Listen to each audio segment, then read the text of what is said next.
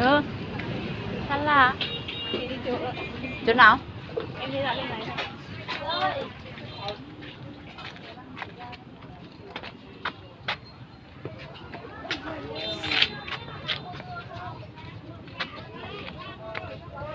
Tà là nè, tôi tà là nè, tôi tà là nè. Tà là nhà la. Nhớ tới sợ. Tà là nè. Xe đằng sau ấy, cái màn nó tiếp phát giật mình.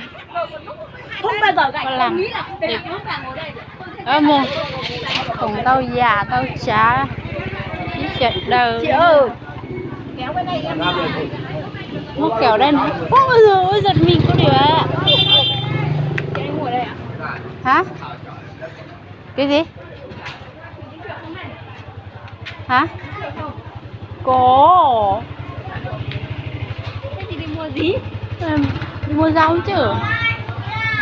Đi tọt cái này em thì vé. Chưa giải thoát được đây à? Đi ở chấm đủ rồi. Ôi dồi ôi. Toàn là xe.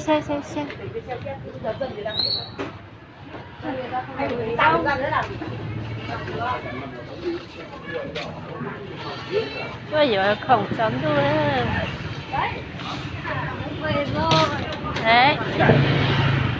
Ui dồi. Đồn đi đâu rồi? Ố, vẫn may không đi vào nhá.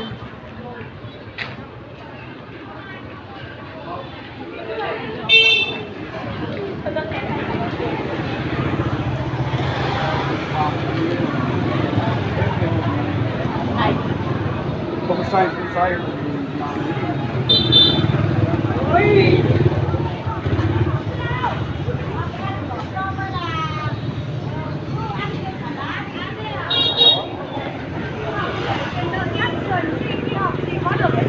Điều mua rau gì đấy?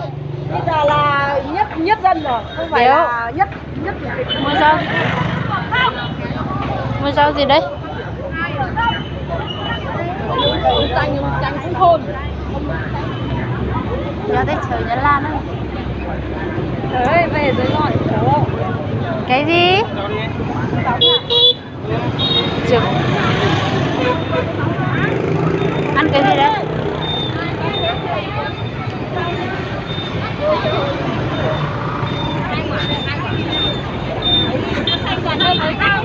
Hai quả mấy nghìn thì? Hai quả 2 thẻ còn 12.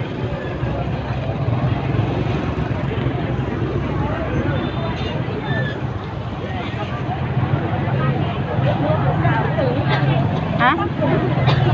Mua trứng á? Làm đi.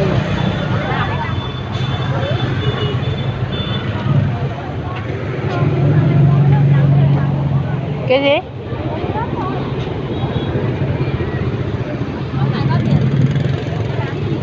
Đánh trống của nó. Nước đắng à? 25.000.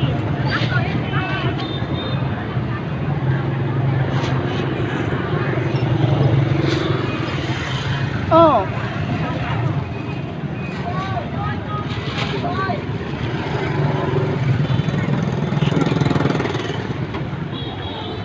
Mua cái đấy thôi là điều. Mua cái gì nữa?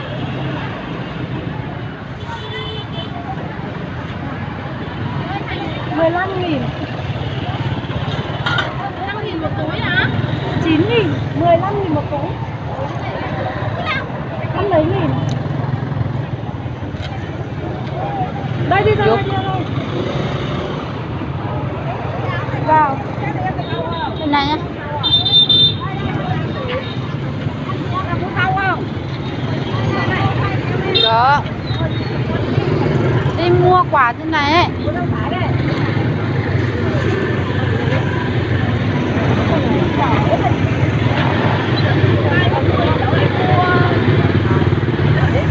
Đông ơi đông.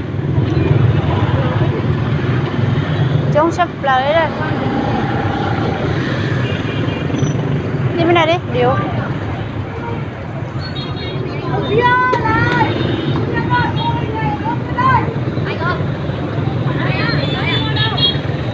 Năm sau con hả? Hả? Năm sau Em không ăn thì em không mua. không, thế là ở đấy chỉ mua.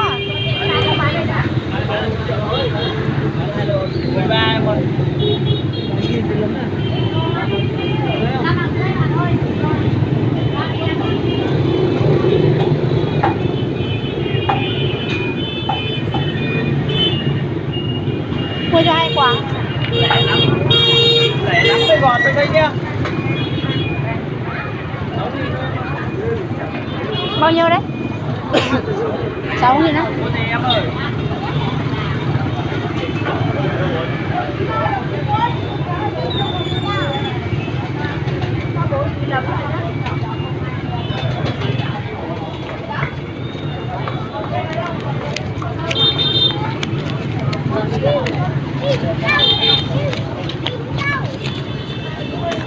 Đây anh ơi.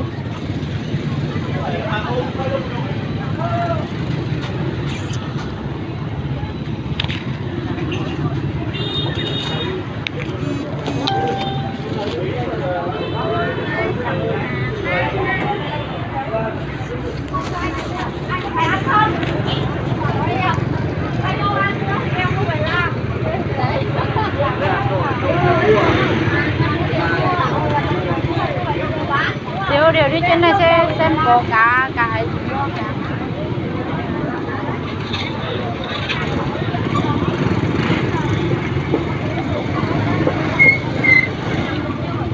mà hôm nay cũng có cá khô nữa nhỉ?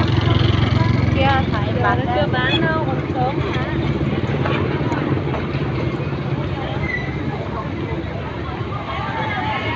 hả? Đang đi mua cá khô.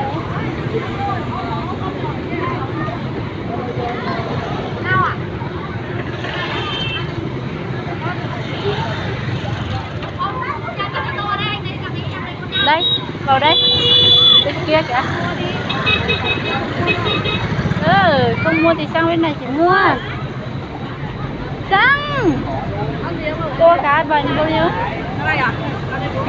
40 á.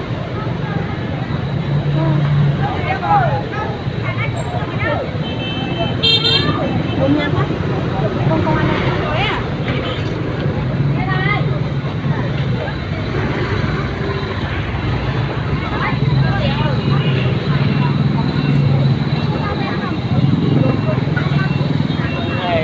Mua có 3 Điều đây nhá. Có gì mà chết.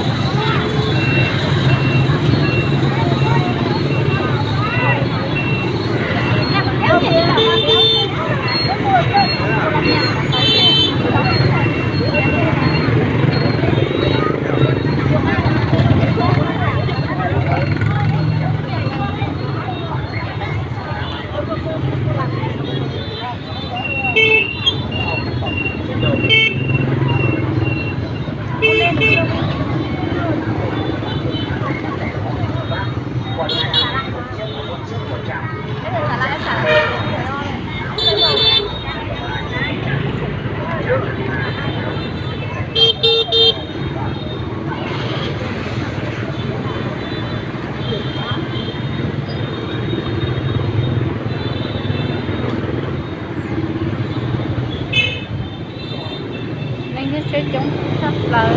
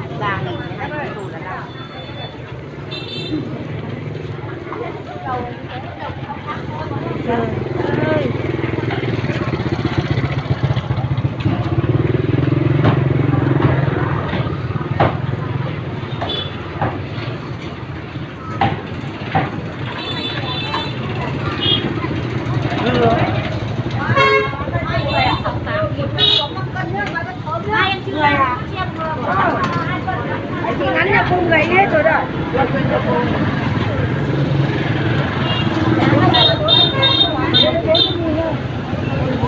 Ít thịt cô là gì?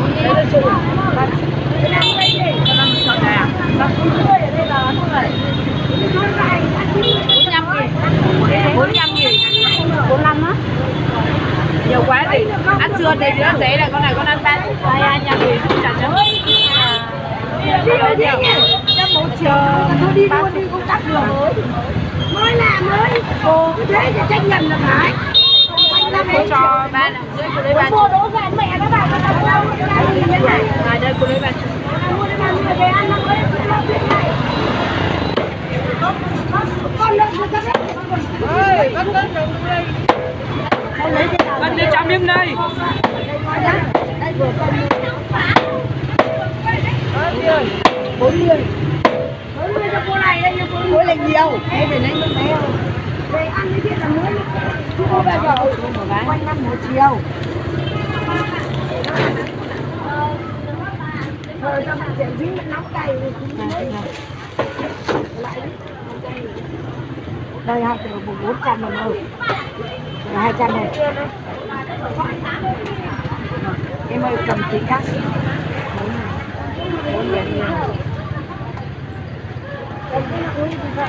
trời bây giờ đi mua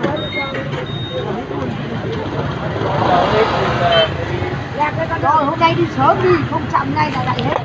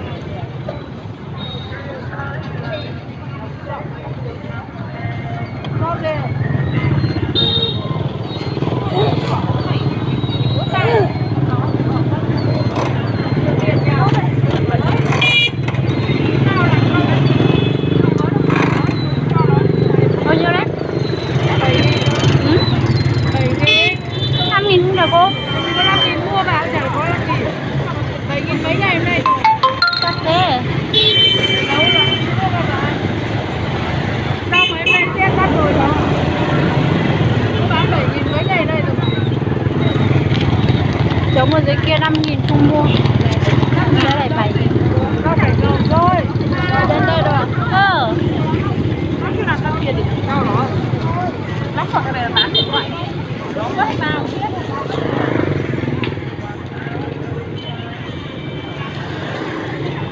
mua cái gì đấy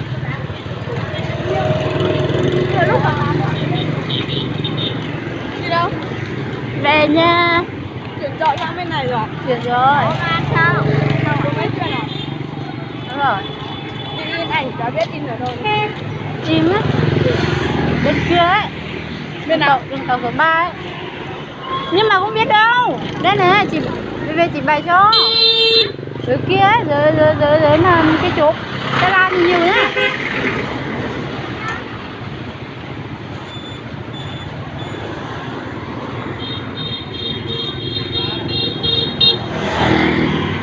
cái gì hả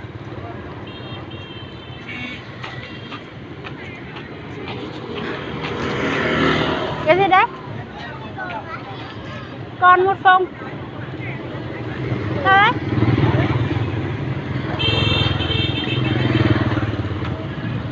cái gì chả nghe cái gì con không cho không con một phong bao nhiêu 800 vẫn vẫn không to nhưng mà xe vẫn vào được hỏi đi Muốn chuyển à? không cho chị gái đi đâu À. đang hỏi là tìm được rồi. À. Thế vào xem đi.